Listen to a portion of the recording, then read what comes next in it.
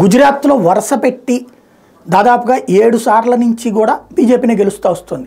మొత్తం మీద 8-9 సార్లు అనుకోవాలి. కాంగ్రెస్ పార్టీ అనేది అక్కడ ఉంది అంతే నామమాత్రంగా. ఎప్పుడు బీజేపీని గెలుస్తూ వస్తుంది. దీనికి కారణమవుతున్నది ముస్లిం పోలరైజేషన్కి వ్యతిరేకంగా హిందూ పోలరైజేషన్. అక్కడ ఉన్నటువంటి ముస్లింల సంఖ్య చాలట్లేదు. అందుకోసం బంగ్లాదేశ్ నుండి పెద్ద ఎత్తున ఆ రాష్ట్రంలోకి వివిధ కంపెనీల్లోకి సిబ్బందిలాగా తీసుకొచ్చి వాళ్ళని అక్కడ వాళ్ళతో పెళ్ళిళ్ళు చేసి లేదా అక్కడ వాళ్ళ కుటుంబ సభ్యులుగా చేసి నిదానంగా అక్కడ రేషన్ కార్డులు ఇప్పించి తద్వారా కథ నడిపిస్తున్నటువంటి హ్యూమన్ ట్రాఫికింగ్ బంగ్లాదేశీయులని తీసుకొచ్చి భారతీయులుగా గుజరాతీయులుగా మార్చేటటువంటి ఒక కుట్రని తాజాగా కనిపెట్టారు. ఏదైతే కీలకమైనటువంటి అంశం అదే అయింది. గుజరాత్లోని సూరత్ నగరానికి తరలిస్తున్నటువంటి ఈ ఉదంతాన్ని తాజాగా గుజరాత్ పోలీసులు ట్రేస్ చేశారు.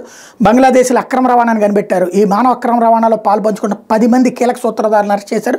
మిగిలిన బంగ్లా జాతీయుల కోసం పెద్ద ఎత్తున గాలిస్తున్నారు. ఒక్కొక్కళ్ళకి 5 లక్షల రూపాయలు అంటే 2 లక్షల నుంచి 5 లక్షల రూపాయలు డబ్బులు తీసుకున్నారు. చిన్నవాళ్ళైతే 2 లక్షలు, పెద్దవాళ్ళైతే 5 లక్షలు డబ్బులు తీసుకుని మరి తీసుకొచ్చి గుజరాత్లో వదిలిపెడుతున్నారట.